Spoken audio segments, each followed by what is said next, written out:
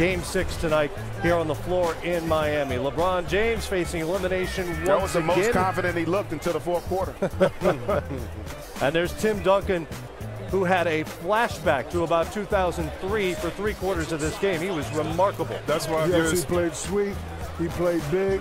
I think he took it kind of personal, C-Web. A lot of times he got it. He was waiting for the double. The double never came, so he said, you know what?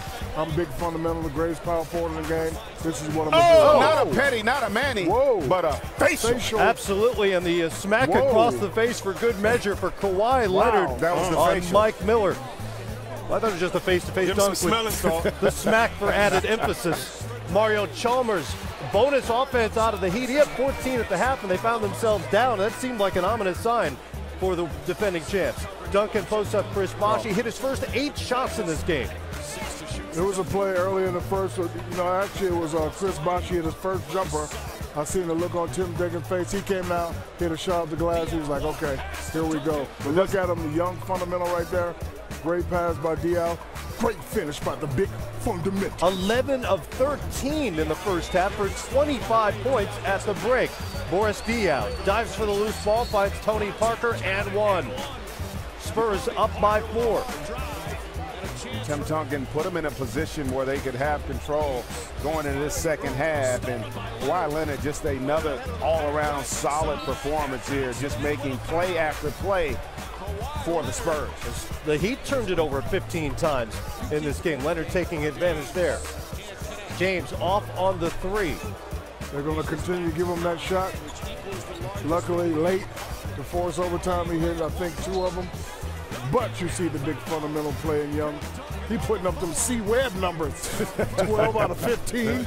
He finished with those 30 points. Chalmers wide open, locked and loaded for another 3. He had 4 of 5 from the great beyond, finished with 20 on the night. That's what makes LeBron so tough, and that's why he gets triple doubles. You have to look at him. He's going to drive baseline, find you wide open, and right here, I'm sure everybody's going to love this. He loses his shoe, but let me tell you, people, it doesn't matter if you have your shoe on or off, as long as your follow-through is sick like that right there.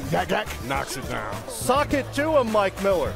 Knocks down the 3. He was waiting all day for that. He was waiting. You can tell he was waiting on that. It only happened 45 minutes. Miller. And then it's LeBron. And keep in mind, this entire run came with both Bosh and Wade on the bench. LeBron James, 16 points in that fourth quarter. And no headband. And no headband. You know what? We may not see the headband in Game 7. I'm interested to see if that's going to be the case. That'll be a discussion for the next 48 hours. James with the block on Duncan on one end, the bucket on the other end, and this was one of those moments where he just reminds you of his absurd talent level. Yeah, he's a very talented player. I said before the game, when you're a superstar player, you got to force your will on the other team, and that's what he did late in the fourth quarter. Had 16 points in the fourth quarter. Actually brought him back. The others got confidence off the way he played, and they were able to win this game. 7-0 Miami run gives them the lead at 84-82. Actually wound up being 8-0. Buckets. Parker hits the step back 3. And I thought the Spurs were going to win at this point. Yeah. I thought this game was the Spurs. Another turnover by Miami. It's Parker with the steal on the other end. Tony all the way.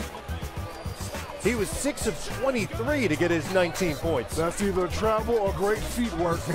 I'm not sure yet. Spurs up 91-89, inside a minute. James inside, loses it. The Heat fouled Ginobili on the other end. LeBron had 2 costly turnovers down the stretch. I actually thought the Spurs were going to win the game, but LeBron, right here, he misses the shot. They get it back. He hits this one.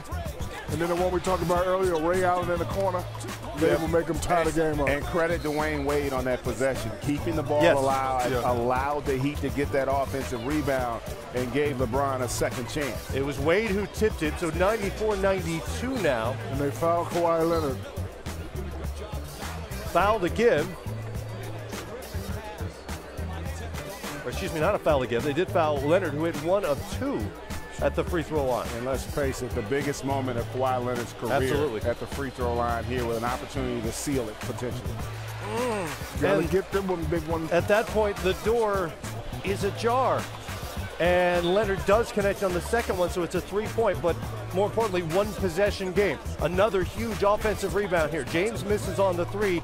This time it's Chris Bosh going up and getting maybe the biggest rebound of his life. And look at it, there's no Tim Duncan on the floor right there, and you wonder if Tim was in, and you heard Greg say earlier, there might be questions about the substitution and rotation, but the two big threes that we saw were off of offensive rebounds, not off of plays being called, and you wonder if they had the size in, would they have gotten those offensive rebounds? Last chance for the Spurs, similar to the last play they ran at the end of the first half in Game 5. They let him get momentum going to the rim, but he couldn't connect. A lot of contact there, but in this situation, probably not going to get that call. Here we are in overtime. Big fundamental. Couldn't do it down the stretch. Kawhi Leonard, web app. After the offensive board by Diaz, Spurs get out to a 99-97 lead. James out to Wade, little floater from him. And it's LeBron with the floater, excuse me. Good use of the buddy ball right there. Wade misses here. Spurs get the rebound. They elect not to call timeout. Ginobili. And not to sub in Parker. Parker's on the bench right now. And Ginobili turns it over. He had 6 of them. The star of Game 5 had a rough go of it in this one. 2 of 5 a lot of from the contact field. there, but probably not going to get it. Officially 8 turnovers to go with his 9 points. Last chance for the Spurs and a block by Bosh. And to give Bosh credit, offensively hasn't had the kind of numbers, but keep in mind with his responsibility having to deal with Tim Duncan in essence by himself, he came up big. Offensive rebounds, block shots down the stretch. He made the effort plays to help his team get to a 7th game.